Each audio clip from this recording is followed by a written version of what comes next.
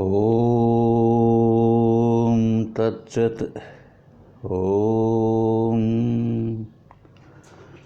ఓం నమో బ్రహ్మాదిభ్యో బ్రహ్మ విద్యా సంప్రదాయకర్తృభ్యో వంశ ఋషిభ్యో మహద్భ్యో నమో గురుభ్యః.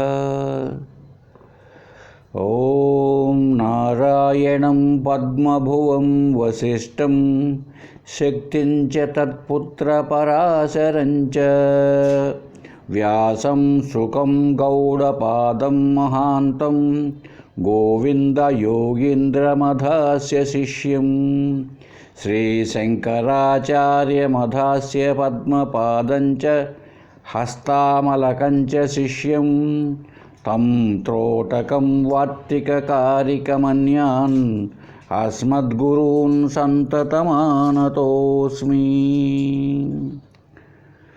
ఓం సద్గురుం మద్గురుం నిత్యం విద్యానందయతీశ్వరం భజామి భక్తిభావేన భవబంధ విముక్తయే. ఓం తత్సత్. సదా ముక్తి సుధార్ణవంలో 4వ తరంగం దృఢీకరణ తరంగం. మనకు ఆత్మతత్వాన్ని దృఢం కావడానికి, దృఢమైనటువంటి అపరోక్ష జ్ఞానం కలగడానికి ఈ 4వ తరంగం తోడ్పడుతుంది. ఇక్కడ మనం ఇప్పుడు 43వ శ్లోకం చూద్దాం. బుద్ధ్యా యత్కల్పితం సర్వం మనస్యేవ పరిస్థితం బుద్ధిం ప్రకాశయత్ ఆత్మా పరం కర్తృత్వశూన్యకః. ఈ బుద్ధి చేతనే యత్ కల్పితం సర్వం. ఇక్కడ బుద్ధి అంటే మనం మనస్సు, చిత్తము, అహంకారాన్ని అన్నిటినీ కల్పించుకోవాలి. బుద్ధి అన్నా, చిత్తం అన్నా, మనస్సు అన్నా, అహంకారం అన్నా ఈ 4 కలిపితే ఒకటే, అది మనస్సే. కనుక ఇక్కడ ఏంటి? బుద్ధ్యా యత్ కల్పితం సర్వం మనస్సు ఏవ పరిస్థితం. ఈ బుద్ధి చేత కల్పింపబడేటువంటి సర్వం అంటే మనసు చేతనే ఈ సర్వ జగత్తు కనిపిస్తున్నది. ఎలాగైతే స్వప్నావస్థలో కూడా ఒక ప్రపంచం, స్వప్న ప్రపంచం ఉంది కదా, అదంతా దేని చేత కల్పించబడినది? మనసు చేత కల్పించబడినదే. అలాగే స్వప్నం లాంటిదే ఈ జాగ్రత్త అవస్థ, మెలకువలో మనకు కనిపించేటువంటి ప్రపంచం. ఈ మనస్సు, దాని అసిస్టెంట్సు, ఇంద్రియాలు, జ్ఞానేంద్రియాలు ఎక్కడెక్కడ ప్రసరిస్తాయో అవంతా కూడా మనకు జాగ్రత్త ప్రపంచంలో కనిపిస్తున్నది. ఒక్కసారి మనసు లేకుండా తీసేసినట్లయితే మనకు ఏమీ గోచరం కాదు, అంటే జాగ్రత్త ప్రపంచమే లేనిట్లయిపోతుంది కదా.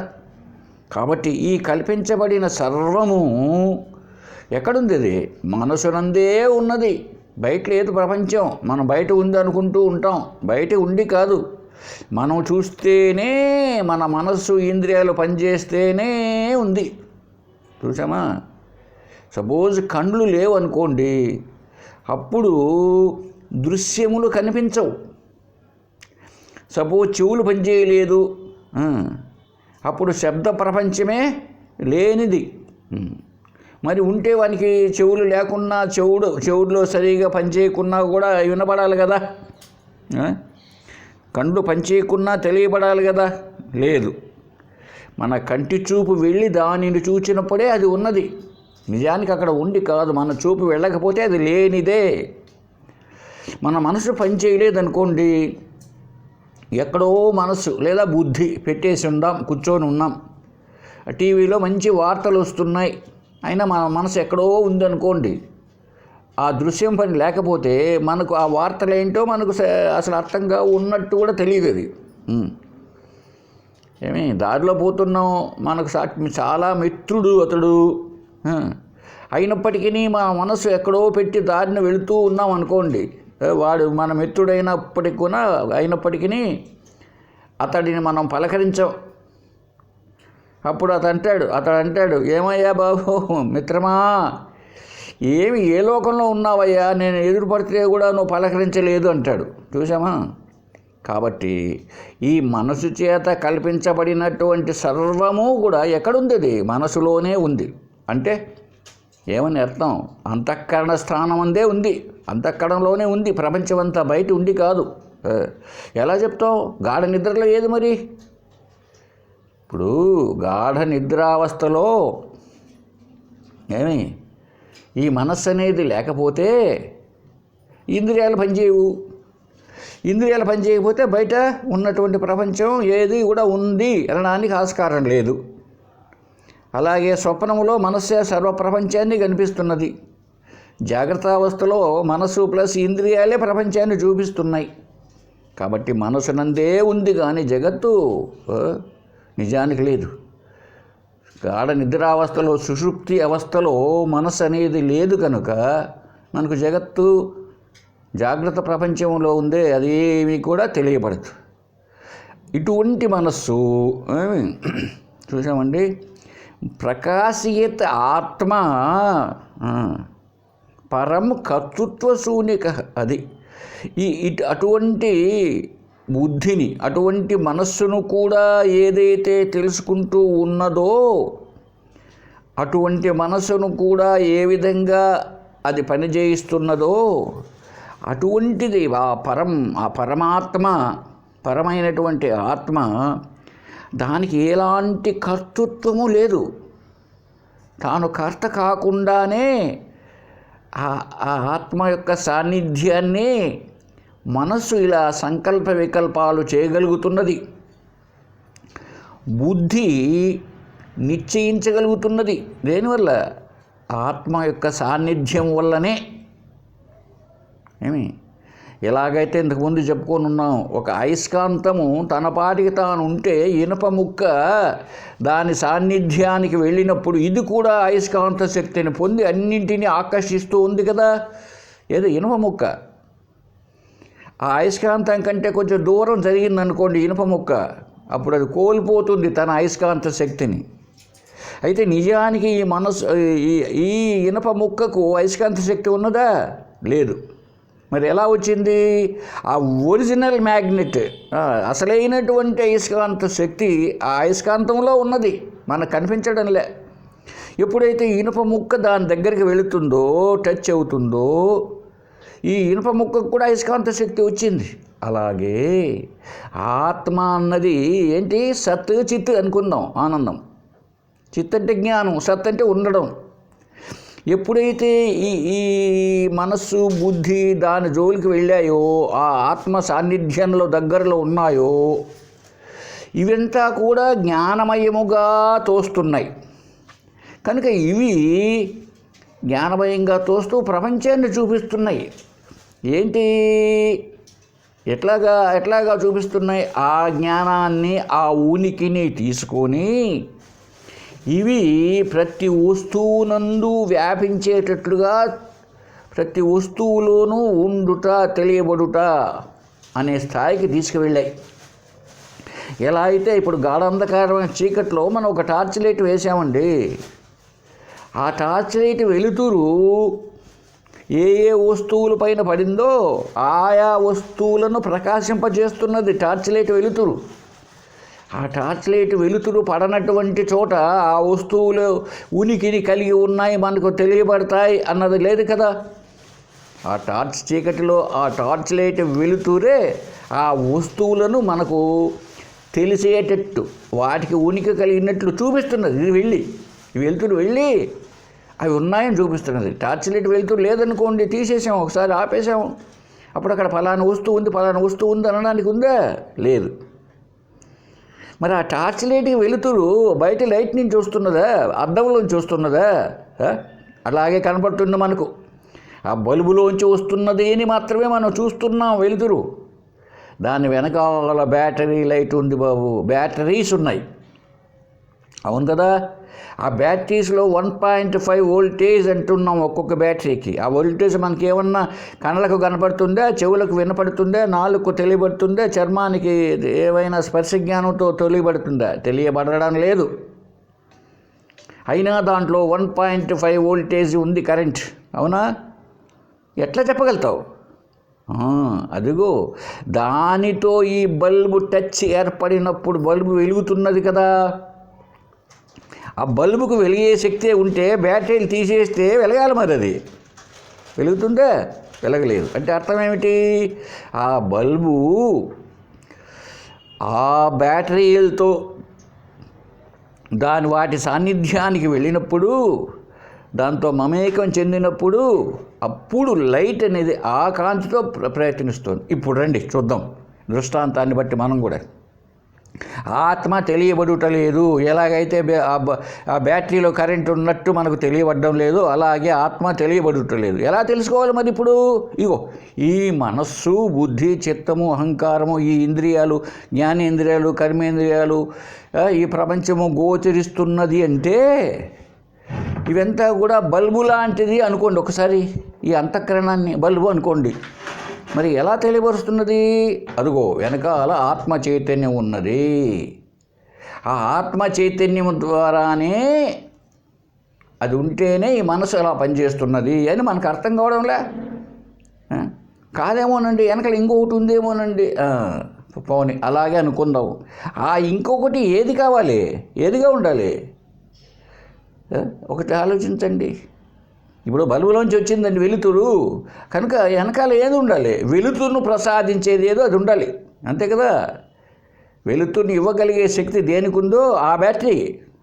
అలాగే ఈ మనస్సు, బుద్ధి, వీటికి వెనకాల ఏముండాలి?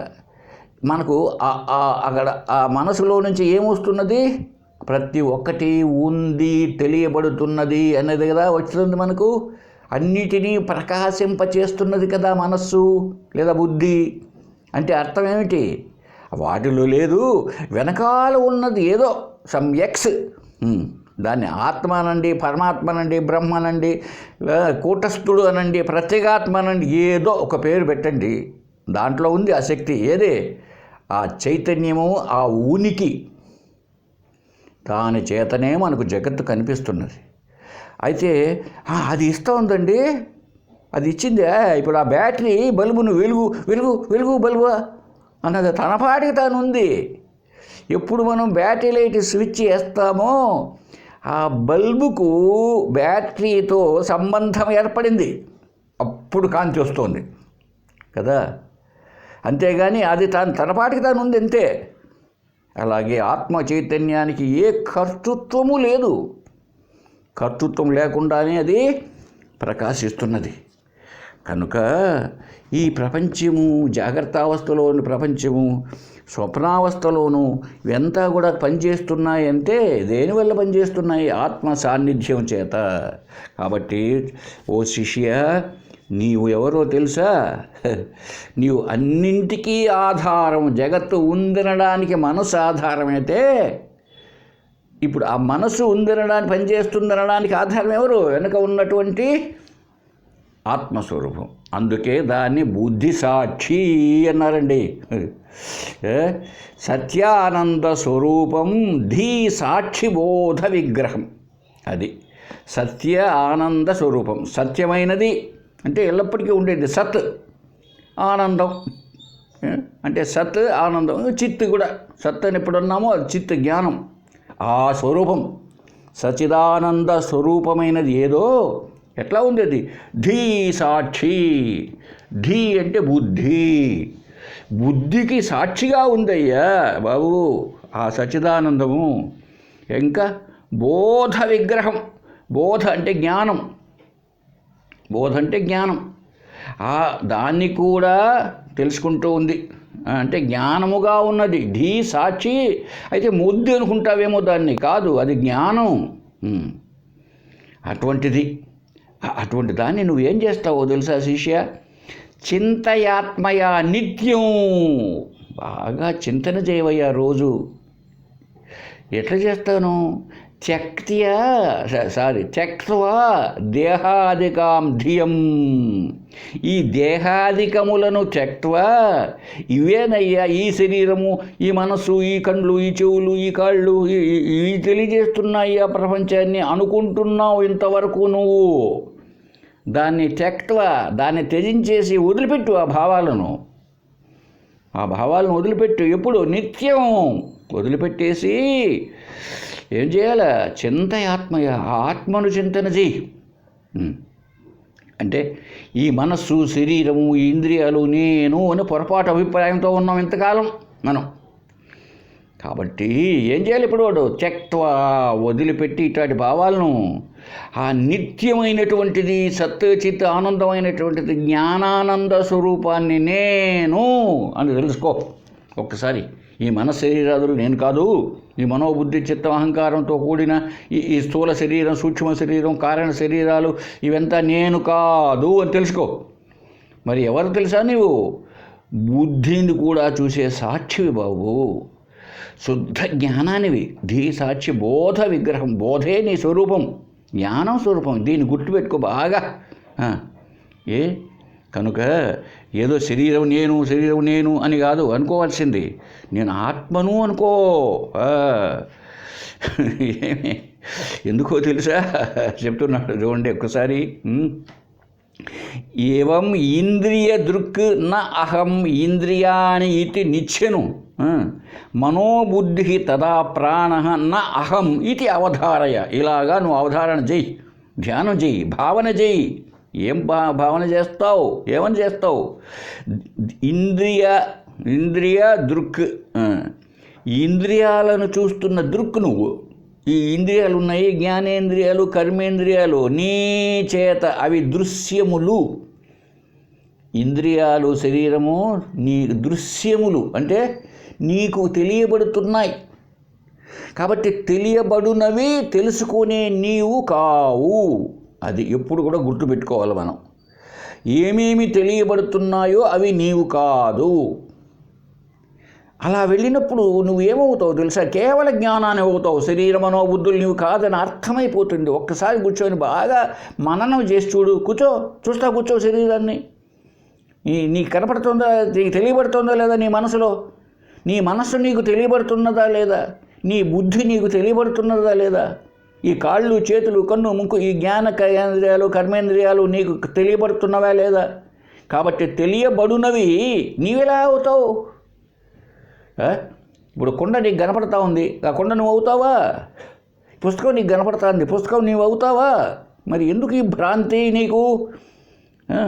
కాబట్టి ఇంద్రియాలను అన్నిటి చూసేవా నీవు ఇంద్రియాలు ఎట్లా అవుతావు? కావు. అలాగే మనోబుద్ధి తథా ప్రాణ న అహం. ఈ మనసు, బుద్ధి, ప్రాణం వాళ్ళు అంటుంటున్నవే, ఇది నా అహం, నేను కాదు. ఇది అవధార. బాగా నిశ్చయం చేసుకో. ఇది ధ్యానం చేయి. నా అహం ఇంద్రియాన్ని ఇది నిశ్చయను. ఈ ఇంద్రియాలు నేను కాదు. నా అహం నా, ఇది నేను కాదు. ఈ ఇంద్రియాలు ఇది నిశ్చయను. బాగా నిశ్చయం చేసుకోను. ఒకసారి ఊరికే బెంబేలు పడిపోవాకు. కాబట్టి ఈ ఇంద్రియాలు నేను కాదు. ఎందుకు? ఇంద్రియ దృక్, ఈ ఇంద్రియాలను తెలుసుకుంటున్నావు నీవు. దృక్ అవి దృశ్యం ఎప్పుడు దృక్ కాదు. కనుక నువ్వు ఏం చేయాలి? మనోబుద్ధి తదా ప్రాణ నాహం ఇది అవధారయ. ఇలాగా ధారణ చెయ్యి, అంటే ధ్యానం చెయ్యి.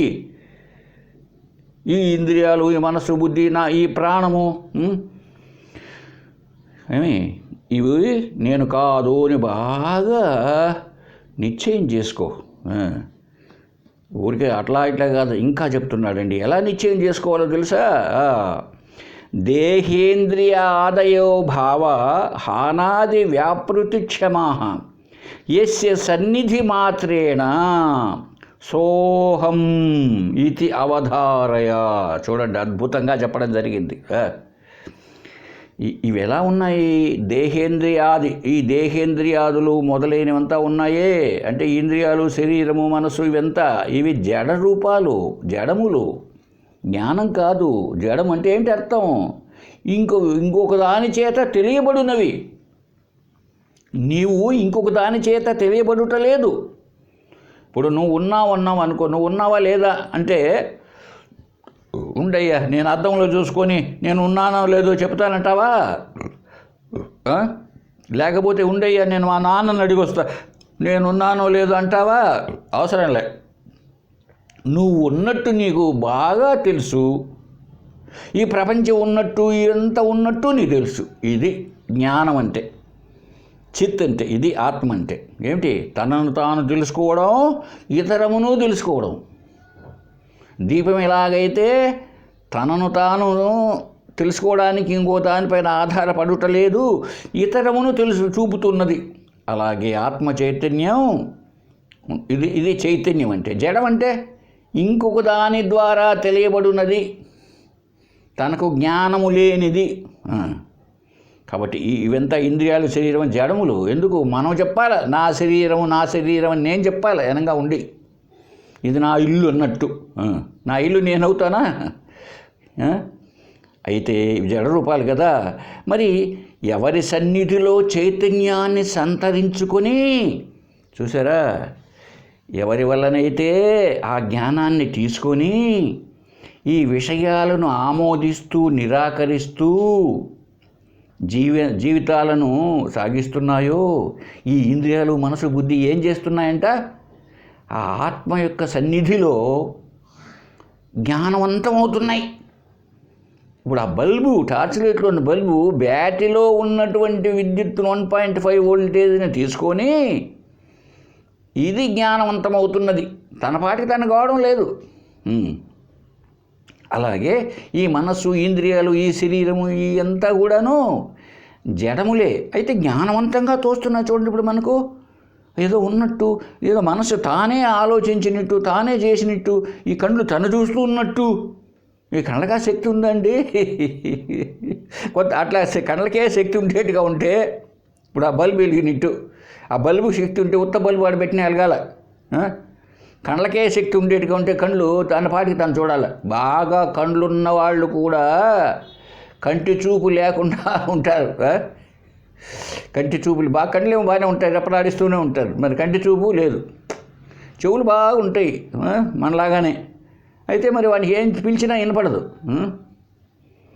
మరి ఏంటిది అంటే జడం అది. కాబట్టి మరి ఎలా పనిచేస్తున్నాయి అంటే, అదో యస్య సన్నిధి మాత్రేనా, దేని సన్నిధిలో అయితే అవెంత జ్ఞానవంతముగా కనిపిస్తున్నాయో అటువంటిది ఏంటిది? అదే ఆత్మ, అదే బ్రహ్మం. కనుక ఏం చేయాలి నువ్వు? సోహం ఇతి అవధారయ. చూడండి, అద్భుతంగా చెప్పింది. సోహం, అది నేను, ఆ బ్రహ్మమే నేను. ఏ బ్రహ్మం? ఈ శరీరము, ఇంద్రియాలు మొదలైనటువంటి జడ రూపాలు దేన్ని ఆధారముతో అయితే, ఏ అధిష్టానముతో అయితే జ్ఞానాన్ని పొంది కొన్నిటిని చూస్తూ, కొన్నిటిని కావాలంటూ, కొన్నిటిని వద్దంటూ ఈ మనసులు ఇవంతా ఎలా అయితే జీవితంలో నడుస్తూ ఉన్నాయో, అటువంటి పరమసత్యమైనటువంటి పరబ్రహ్మనే నేను. సోహం, ఇలాగా ధ్యానం చేయాలంట. ఏమండి అది. కనుక ఇంకా ఒక ఎగ్జాంపుల్ ఇచ్చాడు చూడండి. మనం ఇంతవరకు చెప్పుకున్న ఎగ్జాంపులే. అనాపన్న వికారక సన్ అయస్కాంతవత ఏవయ బుద్ధ్యాదీన్ చాలయేత్ ప్రత్యేక సోహం ఇది అవధారయ. అయస్కాంతము ఇనుమును కదిలించినట్లుగా, ఇంతకుముందే చెప్పుకున్నాం బాగా ఉదాహరణని. అయస్కాంతం సన్నిధిలో ఇనప ముక్క వేరుగా ఉంటే దానికి అయస్కాంత శక్తి రాదు, అది ఇనప ముక్క జడం. మరి ఎట్లా వస్తుందండి? ఇనుప ముక్కకు పిన్నులు పెడితే పోయి ఖర్చుకుంటున్నాయి అంటే, అది ఆ వేరుగా ఉన్న ఒరిజినల్ అయస్కాంతంతో ఎప్పుడు దాని సన్నిధిలో ఎప్పుడైతే ఉంటుందో దీనికి కూడా అయస్కాంత శక్తి వచ్చింది. అది అలాగే ఎవరైతే లోపల అంతర్గతంగా స్థిరంగా ఉంటూ మార్పు లేకుండా, చూడండి, అది మార్పు చెందదు. అయస్కాంతము మ్యాగ్నెట్ ఉంది, ఒరిజినల్ మ్యాగ్నెట్. అది తన అయస్కాంత శక్తిని కొంచెం సేపు ఉంచి మళ్ళీ లేకుండా అయస్కాంత శక్తి కొంచెంసేపు కోల్పోయి అలా ఉంటుందే? లేదు, ఎప్పటికీ అది అయస్కాంతంగానే ఉంటుంది. తనను ఆ ఇనప ముక్క వచ్చి ఖర్చుకుంటే ఆ ఇనప ముక్కకు అయస్కాంత శక్తి కలుగుతున్నది, ఇనప ముక్క లేదు, తన పాటి తాను ఉంది.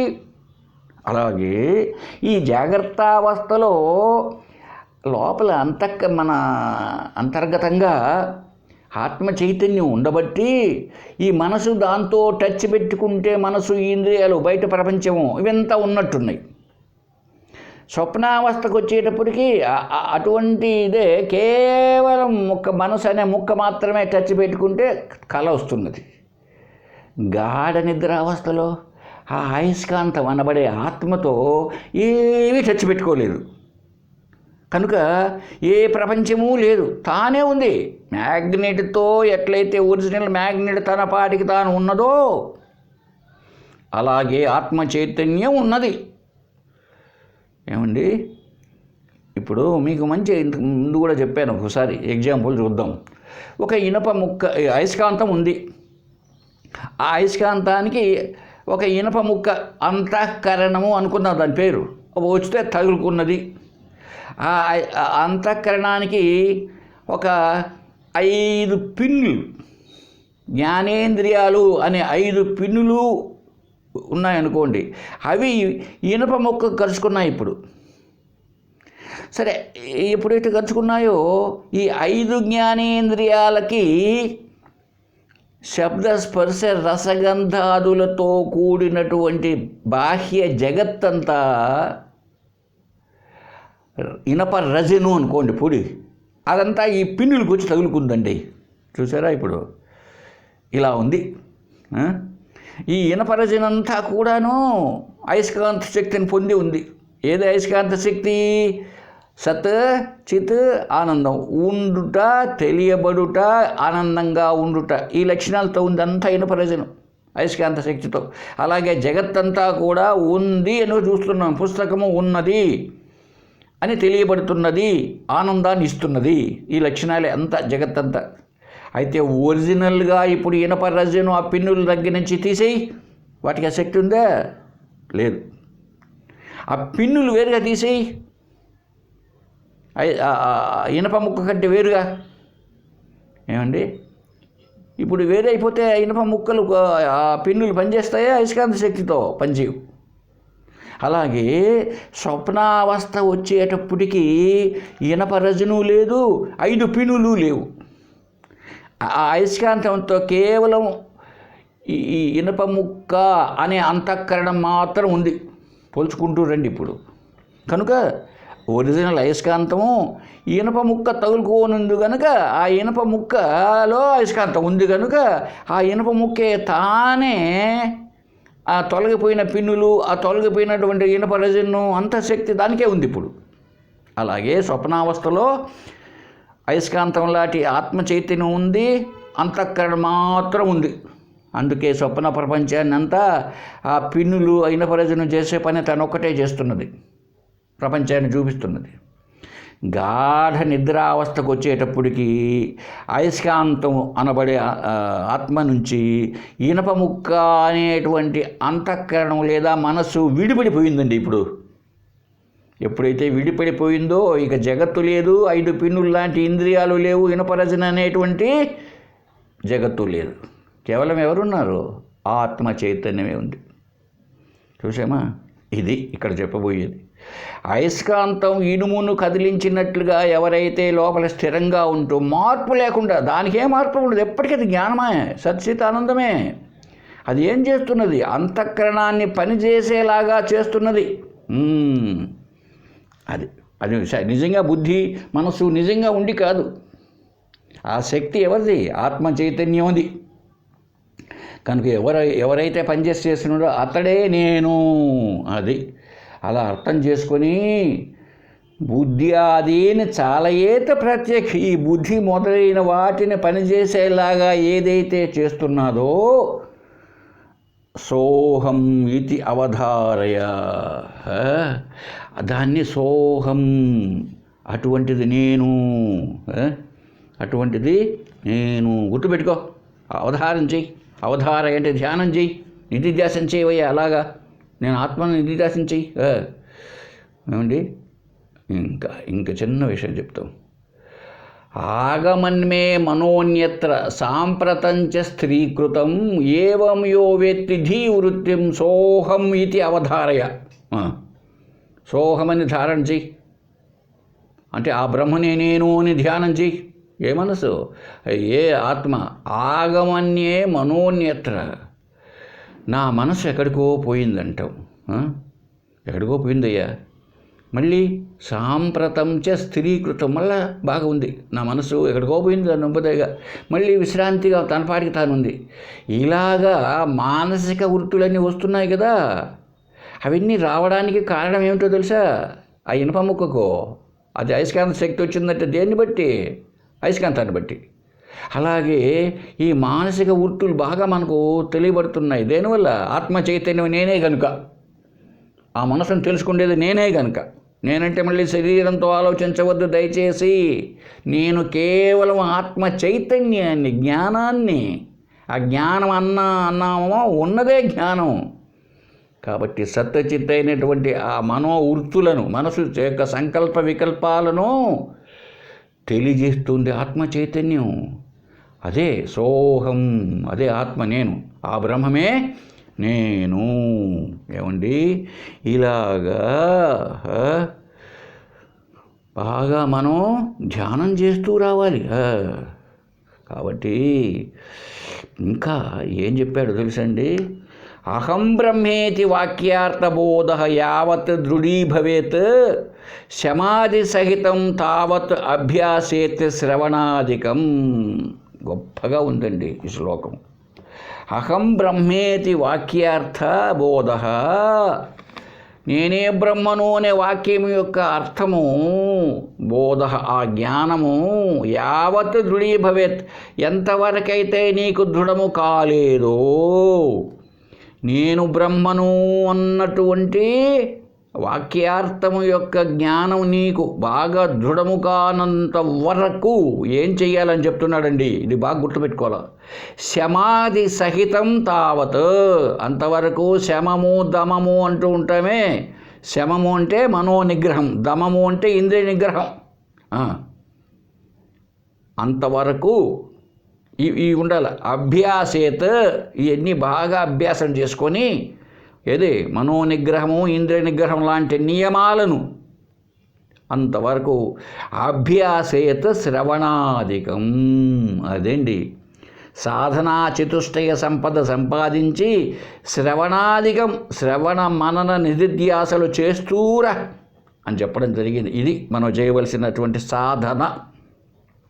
నీకు దృఢమైందా? అవసరం లేదు.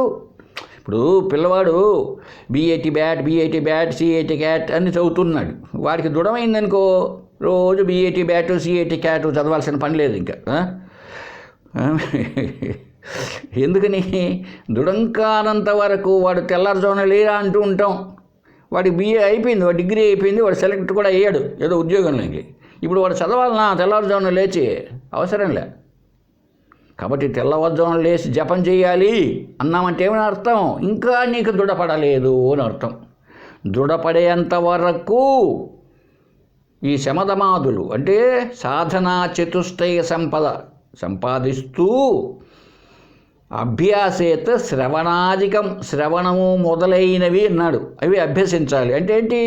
గురువు దగ్గరికి వెళ్ళి బాగా పాఠాన్ని వినాలి, బాగా మననం చేయాలి, బాగా నిరుధ్యాసం చేయాలి. ఇదే సాధన అంటే. నీ కానంత వరకు అవసరం. చిత్తశుద్ధి ఏకాగ్రత కలిగితే ఏమండి నీకు బాగా బోధపడుతుంది. ఎప్పుడైతే నీకు ఏకాగ్రత కాన్సన్ట్రేషన్ ఉందనుకోండి, బాగా చెప్పినట్టు మనసుకి ఎక్కుతుంది. కాన్సన్ట్రేషన్ ఊరికే రాదు, అది దానికి సాధన చేయాలి. అదే ధ్యానం, జపము, ధ్యానము.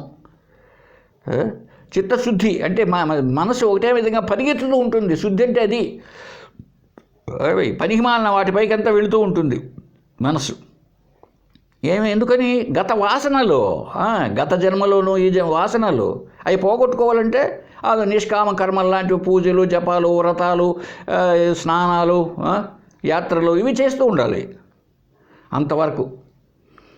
అప్పుడు శమధమాదులు అవసరం, మనోనిగ్రహం అవసరం. ఎందుకు? నువ్వు ఇంకా దృఢం కాలేదే. కాబట్టి ఏం చేయాలి? శ్రవణాధికం చేయాలి. శ్రవణము, మననము మొదలైనటువంటివంతా కూడా నిధిధ్యాసనం అంటే చేయాలండి. ఇది బాగా గుర్తుపెట్టుకోవాలి మనం. అది కనుక ఇంకా అందువల్ల సాధన ఎలా చేయాలో చెప్పడం జరిగిందండి. అలాగా చేస్తే అప్పుడు మనకు అహం బ్రహ్మేతి వాక్యార్థ బోధ, అది మనకు నేనే బ్రహ్మను అనే వాక్యం యొక్క అర్థజ్ఞానము మనకు దృఢపడుతుంది. అంతేగాని ఒకరోజు విన్నాను, రేపు వినలేదు, మొన్నాడు వినలేదు, ఏం ప్రయోజనం? దానివల్ల ఏం కలుగుతుంది? శ్రవణాధికం చేస్తే కదండి. బాగా శ్రవణం చేయాలి. ఒకసారి బట్టి 4 సార్లు కంఠస్థం చేస్తే, శ్లోకాలు కంఠస్థం చేస్తే ఏమి రాదు. ఆ శ్లోకార్థ అని నువ్వు భావన చేయాలి, అర్థం చేసుకోవాలి. అంటే మనసుకు ఎక్కించుకోవాలి బాగా. కంఠస్థం చేయడం వేరే, నోటికి వచ్చేస్తాయి. చాలామందికి శ్లోకాలు భగవద్గీత అంతా చెప్తారు బ్రహ్మాండంగా. దానికంటే టేప్ రికార్డరు అదేదో సీడీ పెడితే అది బాగా పలుకుతూ ఉంటుంది, దానికి జ్ఞానం లభ్యమవుతుంది. అలాగే మనం తయారవుదామా? ఇప్పుడు భగవద్గీత చదువుతున్నాం, రోజు పారాయణం చేస్తాం ప్రతిసారి, మంచిదే, చిత్తశుద్ధి కలుగుతుంది పారాయణం వల్ల. అంతేగాని జ్ఞానం ఎలా కలుగుతుంది? జ్ఞానం కలగాలంటే ఏం చేయాలి? భగవద్గీతలో శ్లోకాల పూర్వాపరములను చేసుకుంటూ అధ్యయనం చేయాలి. అధ్యయనం, పారాయణం కాదు, అధ్యయనం చేయాలి. అంటే దాని ఎందు ప్రయాణం చేయాలి. నువ్వు ఆ అధిష్టానం ఏం చెప్తున్నది ఆ గీత అన్న దాంట్లో నువ్వు నీ మనసు ప్రయాణం చేయాలి. అది అయనం, అధ్యయనం. అప్పుడు మనకది అర్థమవుతుంది. కనుక ఎప్పుడైతే నీకు అర్థమైందో, శృతి ఆచార్య ప్రసాదేన దృఢో బోధ యదా భవేత్ నిరస్త అశేష సంసార నిదానక పురుష తదా.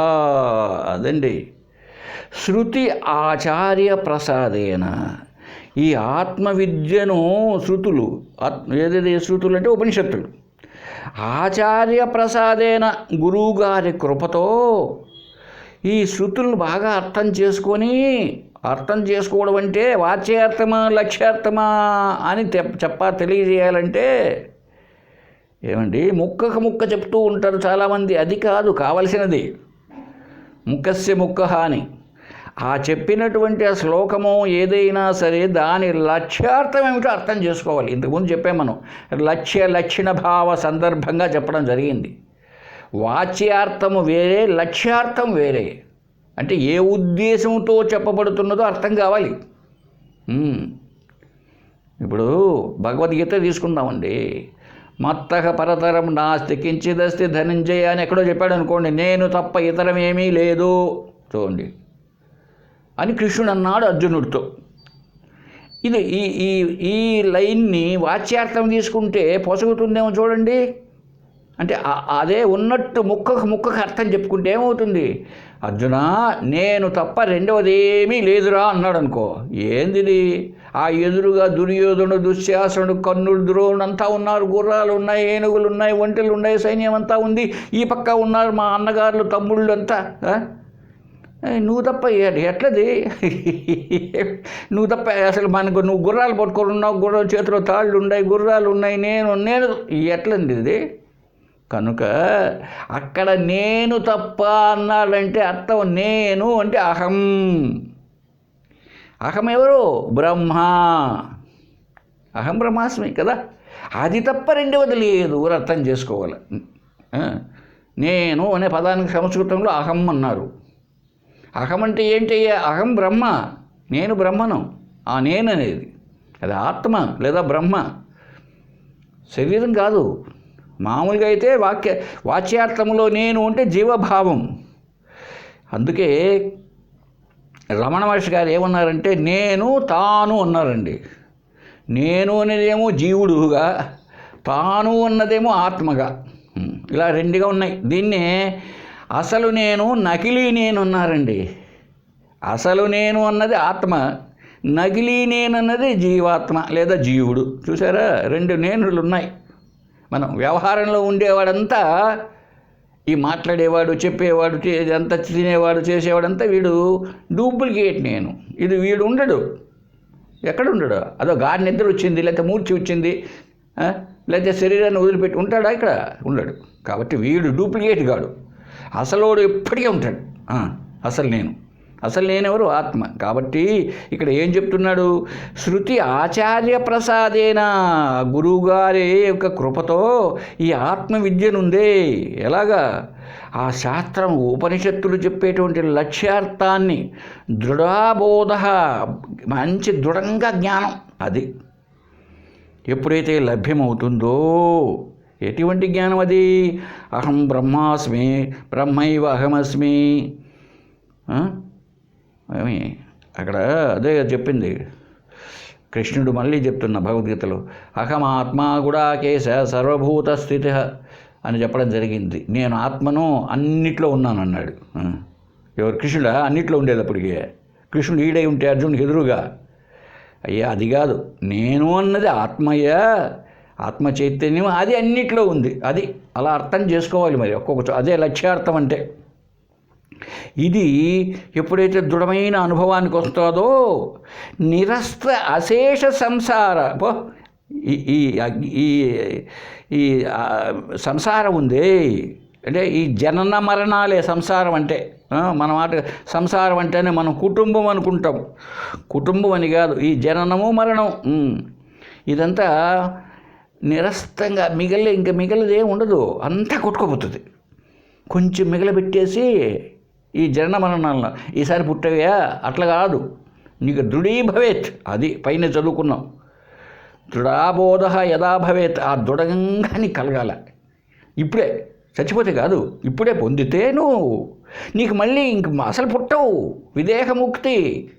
బ్రతికుంటే జీవన్ముక్తి, చస్తే విదేహముక్తి, అంతే. కొద్దిగా మిగలబెట్టి ఒక 4 జన్మలు ఎత్తి అలా కాదు.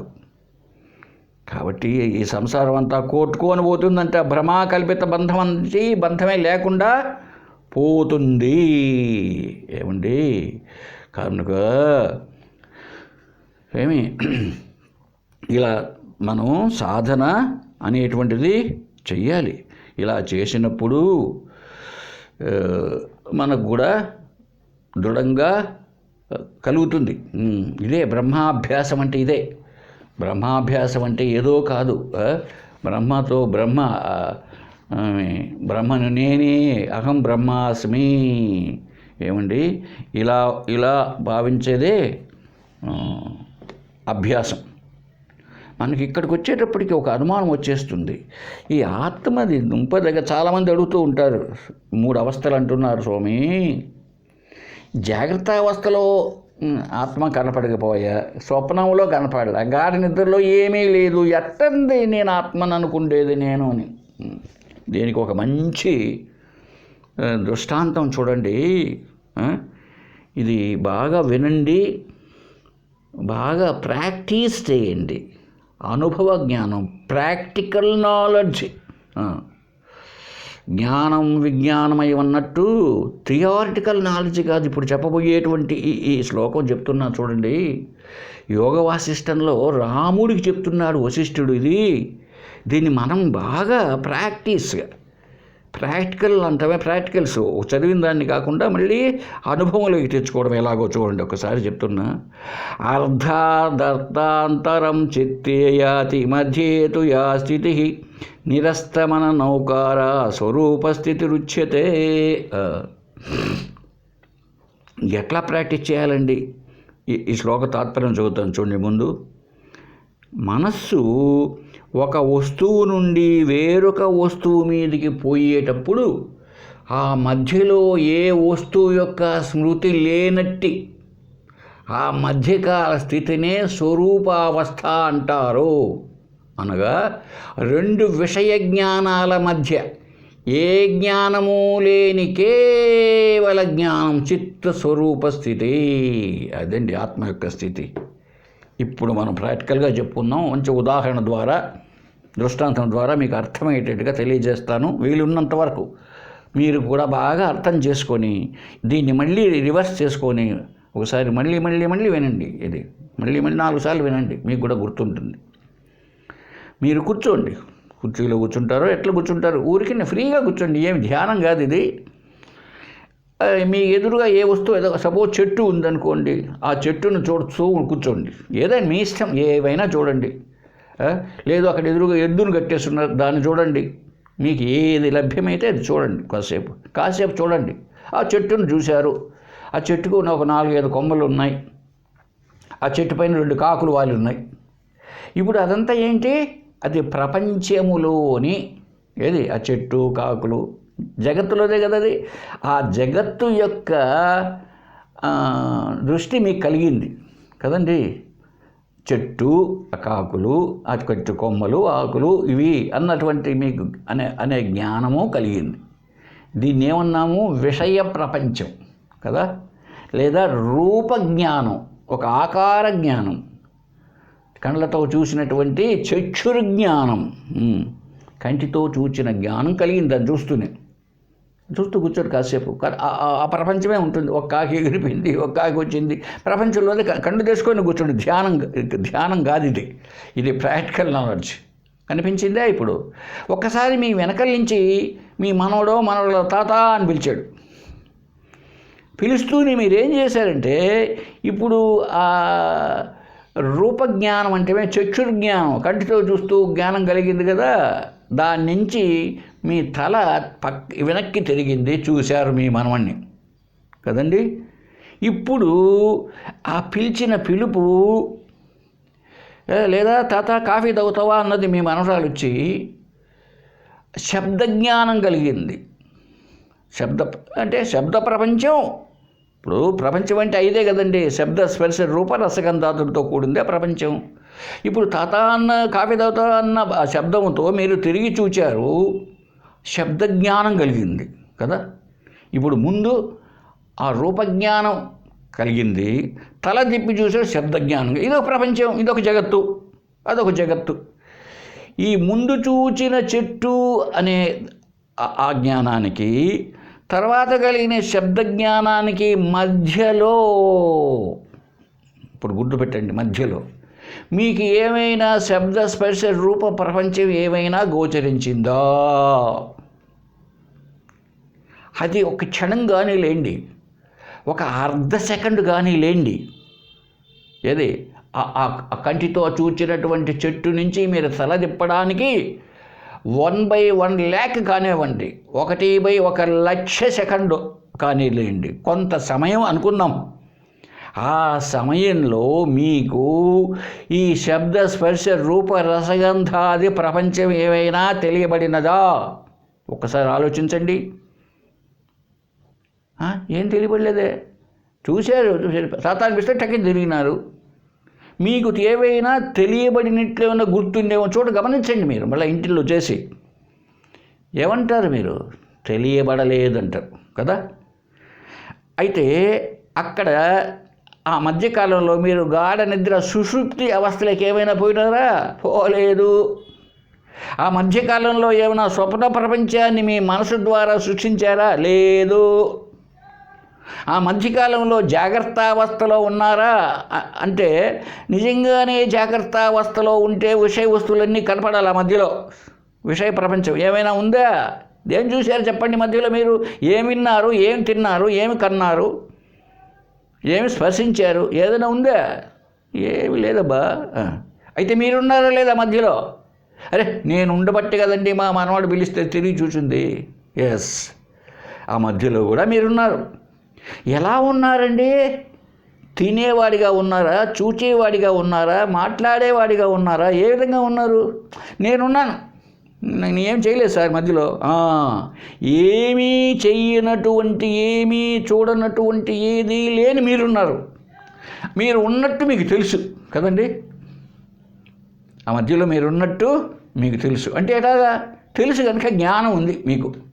జ్ఞానం ఉండే ఇప్పుడు మీ మనవడు పిలుస్తానే, ఏం తాత ఏం చూస్తున్నావు అన్నాడు అనుకోండి. వాడు ఏం లేదురా, ఆ చెట్టును చూస్తూ ఉన్నా, కాకులు బలి తమాషగా ఉన్నాయిరా, కాకులు పొడుచుకుంటూ ఉన్నాయి, ఆ కాకి పిల్లకు నోట్లో అన్నం పెడుతుంది, ఆహారం పెడుతూ ఉంది నోటు దర్శమని ముక్కుతో అని చెప్తారు.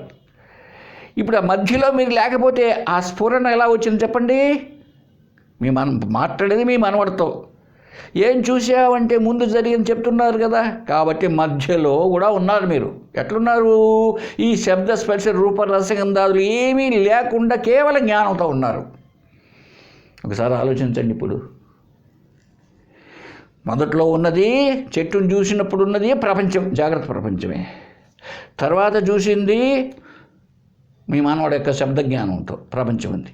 ఈ మధ్యలో చూసారా, అక్కడ ఏ ఇంద్రియాలు పనిచేసిన జ్ఞానమో, లేకపోతే బయట ప్రపంచమో, మనసుతో ఊహించినటువంటిదో, లేకపోతే మనసు చేత కలగన్నదో, లేదా ఏమీ లేకుండా నిద్రపోయిందో, ఏమీ లేవు. 3 అవస్థలు లేకుండా మీరున్నారు కేవల జ్ఞానముగా. అంతే కదండి. మధ్యలో మనసు పనిచేసిందా మీకు? మనసు పనిచేస్తే ఏదో ఒకటి కనపడాలి కదా, కనపడాలా, స్పర్శకి తెలియాలా? లేదు కదా. పిలుస్తూనే వెనక్కి తిరిగారు అంతే. అది 1/1,00,000 సెకండ్లు అనండి. మీకు బాగా అలవాటైతే ఈ మధ్యకాలాన్ని పెంచగలరు. యోగులు అలా పెంచుతారు. దాన్నే నిర్వికల్ప సమాధి అన్నారు. ఇంకేదో కాదు. అక్కడ ఏ వికల్పాలు సంకల్పాలు ఏమీ లేవు. చూడండి ఒకసారి. 1/1,00,000 లేదా 1/10,00,000 వేసుకొని పోని. కొంతకాలం సంకల్ప వికల్పాలు లేకుండా నిర్వికల్ప సమాధి, సమమైన బుద్ధిలో ఉన్నారు. అక్కడ ఏమీ లేనటువంటి సమమైన బుద్ధి. సమము అంటే బ్రహ్మగానే ఉన్నారు అక్కడ మధ్యలో. అవునా కదా? ఆలోచించుకోండి ఒకసారి మిత్రులారా. అంటే ఈ విషయాల మధ్య ఈ మనస్సు పరిగెత్తుంది, అది గంతులు వేస్తూ ఉంది. సంకల్పం వికల్పం చేస్తూ ఉంది. ఈ మధ్యలో ఉందే ఇది మన యొక్క స్వరూప స్థితి. ఏమి లేనటువంటి మీ జ్ఞాన రూపంతో. ఏ ఇతర జ్ఞానము లేదు. అయితే జ్ఞానం లేదా? అక్కడ జ్ఞానం లేకపోతే ముందు చెట్టు విషయం ఎలాగే వచ్చింది ఇక్కడికి? కాబట్టి మధ్యలో జ్ఞానంగానే ఉన్నారు మీరు. మీరు ఏం చేసింది మీకు ఏమి తెలియదు. అక్కడ ఏం లేదు, కేవలం జ్ఞానంగానే ఉన్నాం మనం. అదే మన స్వరూపం. జ్ఞానంగానే ఉన్నాము అంటే ఉండుట అనే లక్షణం. సత్ జ్ఞానముగా అంటే జ్ఞానము, సత్ చిత్తే అదే ఆత్మ. ప్రపంచం వైపు పరిగెత్తేటప్పటికి ఏమవుతున్నదంటే కలిసిపోతున్నాం అన్నమాట. ఇప్పుడు రండి మళ్ళీ ఒకసారి విచారణ చేద్దాం. ఇప్పుడు మొదట్లో మీరు చెట్టును చూశారు కదండి, కాకులతో ఉన్న చెట్టును. అక్కడ జ్ఞానం ఉన్నది.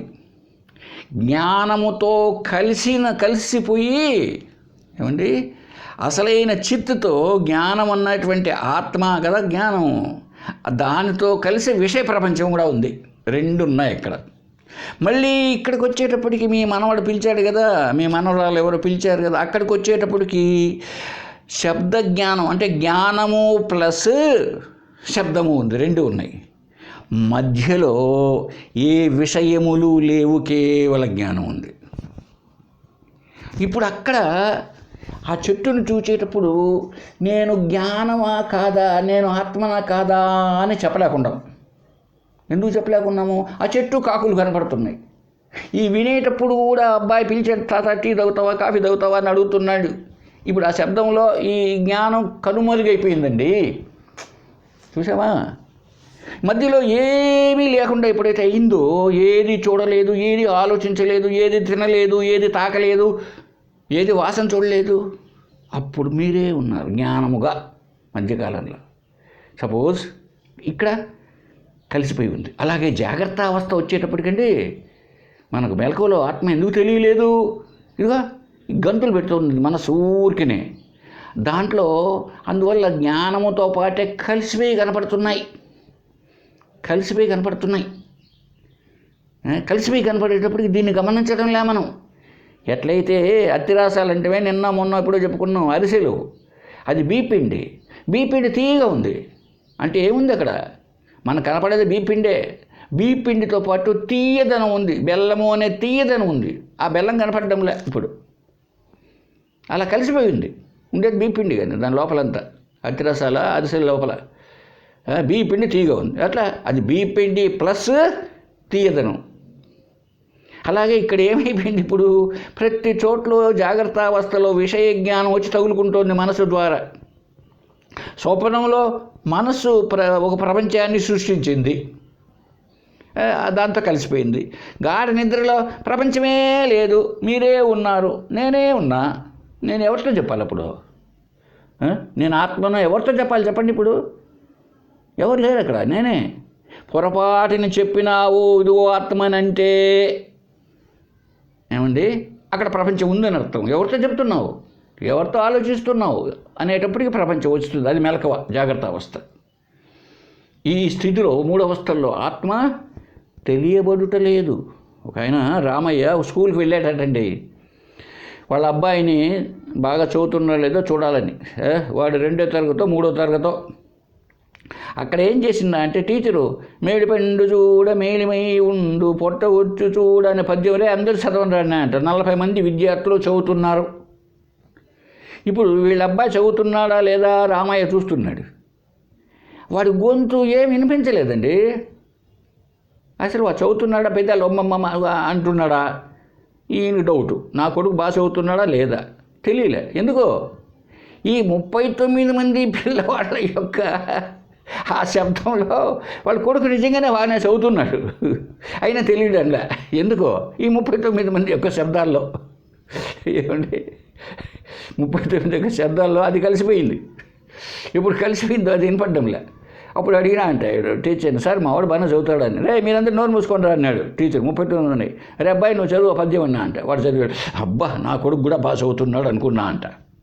ఏమండి, అందరితో కూడా ఉన్నాడు వాడు, అన్నిటితో కలిసే ఉంది వాని గొంతు. అలాగే ఆత్మ చైతన్యం సర్వత్రా వ్యాపించి ఉంది. అయితే ఎలా తెలియాలి మనకు? ఇదిగో ఇప్పుడు నేను చెప్తాను చూసారండి, ఈ శ్లోకాన్ని ఈ విధంగా మీరు ప్రాక్టీస్ చేయండి. మీకు మీకు మెలకువలో ఉండంగానే తెలుస్తుంది మనకు. ఎందుకు ఇదే ఇప్పుడు చెప్పిన ఉదాహరణ.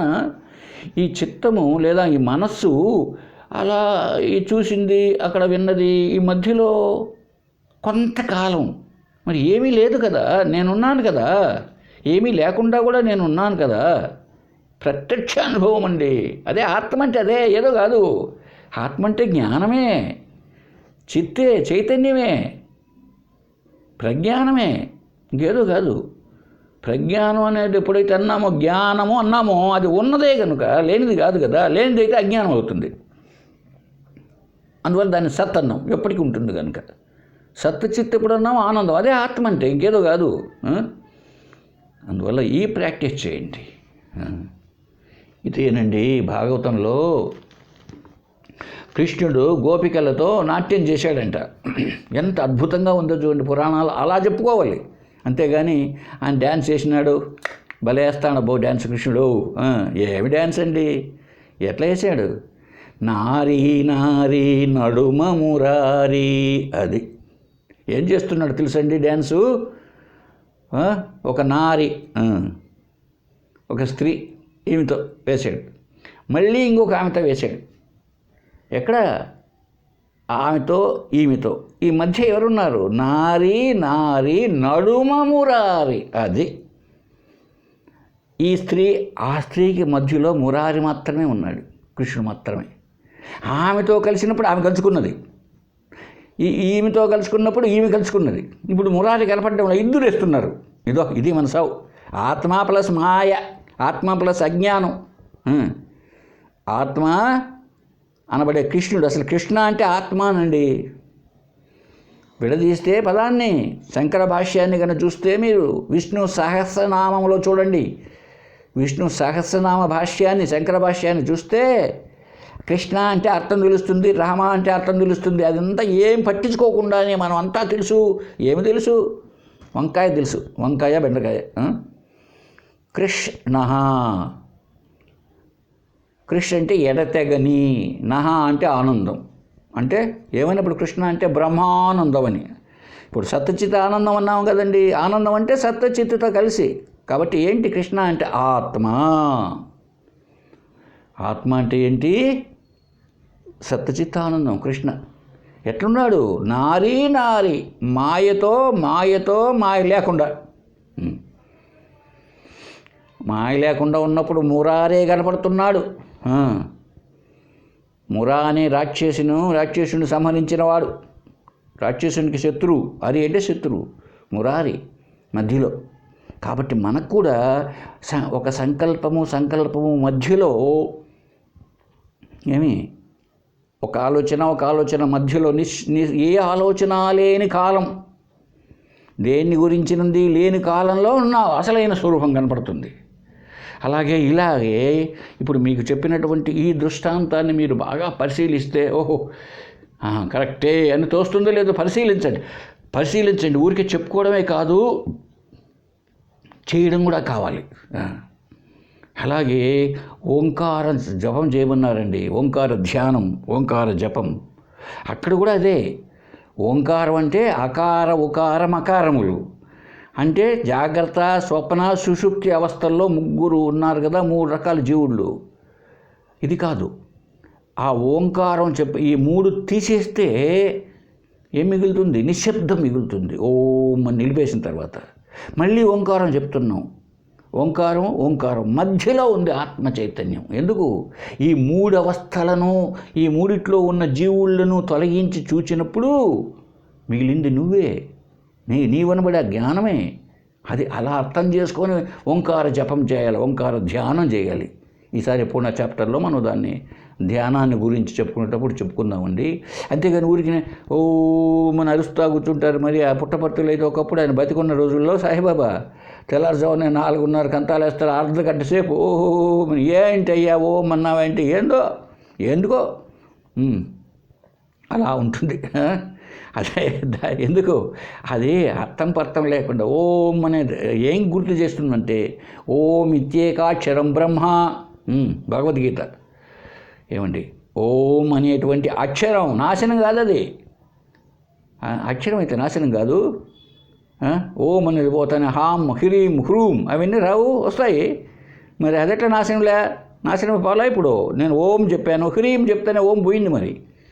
కనుక అదే కాదు, అక్కడ ఓంకార మధ్యలో ఉన్నటువంటి స్వస్వరూపం ఉన్నది ఆత్మ, దానికి నాశనం లేదు. అది అక్షరం, క్షరము కానిది, నాశనము కానిది ఓంకారం అని చెప్పడం జరిగిందండి. సరే, వేరే టాపిక్ అదంతా. ఇప్పుడు మనం చూద్దాం ఈ పద్ధతిలో ఏమండి ఆ మధ్యకాలంలో ఉంది. యోగులు ఏం చేస్తారంటే ఆ మధ్యకాలాన్ని పెంచుతారండి. ఆ మధ్యకాలాన్ని పెంచుకుంటూ ఉంటారు. అంటే ఏంటికి?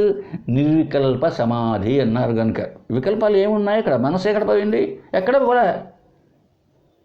అయితే మనకు అర్థమైతే చాలండి, అర్థమైతే చాలు.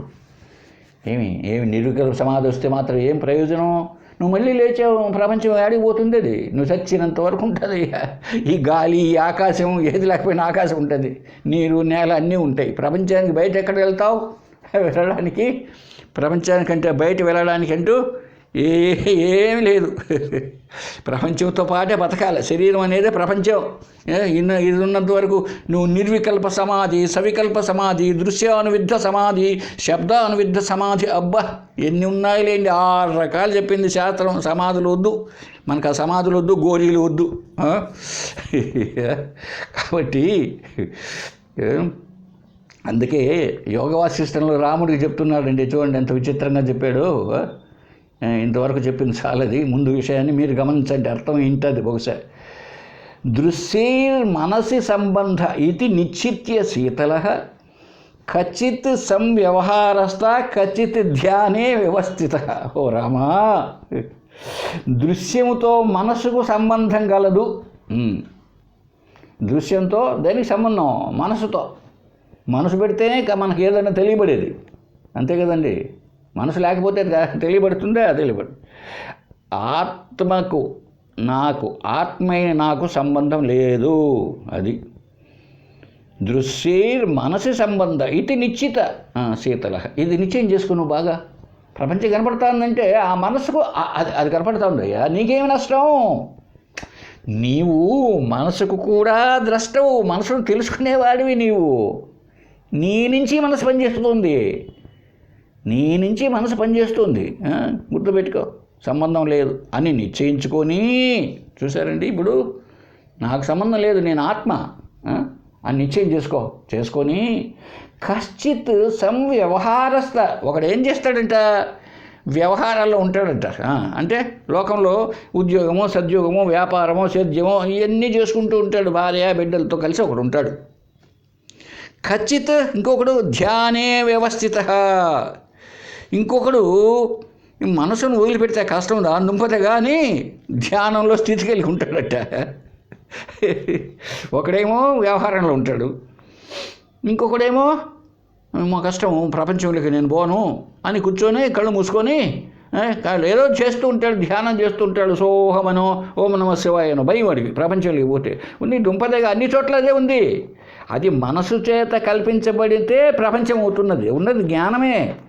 ఒక్కసారి ఆ జ్ఞానాన్ని తొలగించి చూడు, నువ్వు ఆ చెట్టు కనపడుతుందేమో.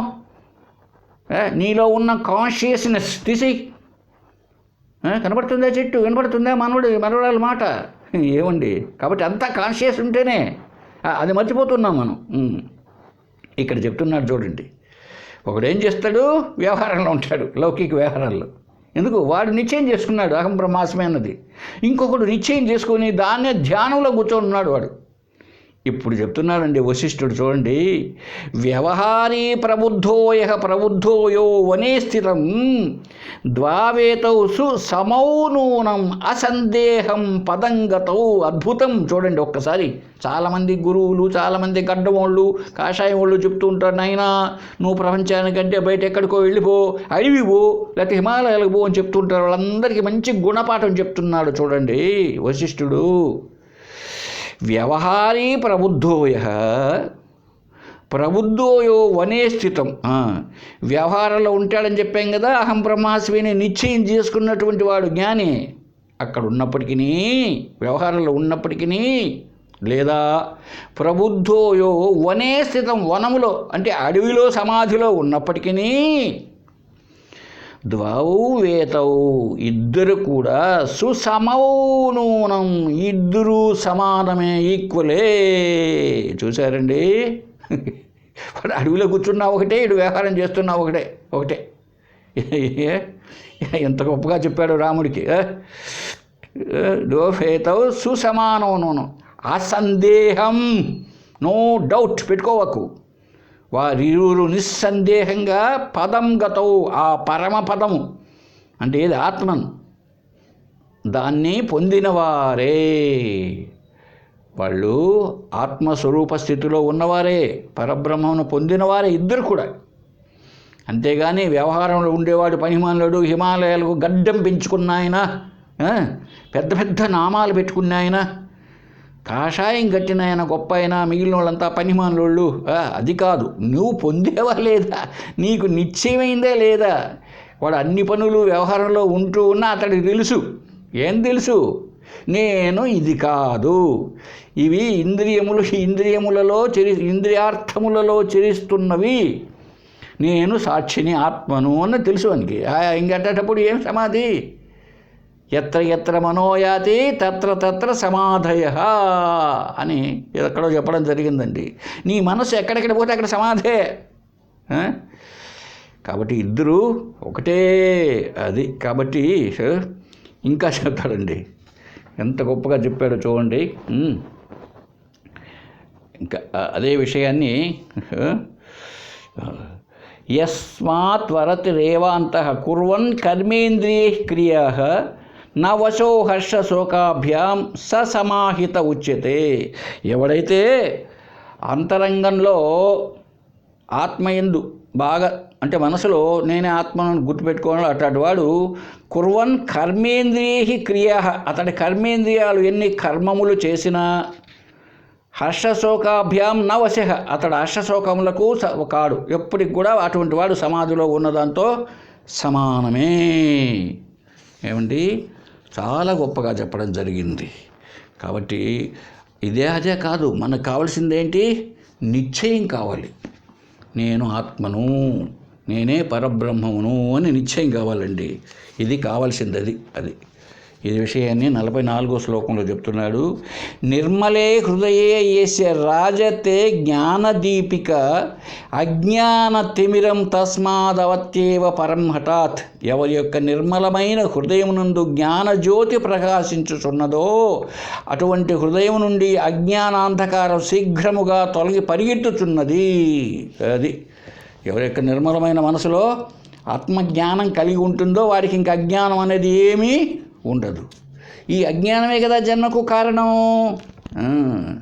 జ్ఞానాగ్ని సర్వకర్మాను.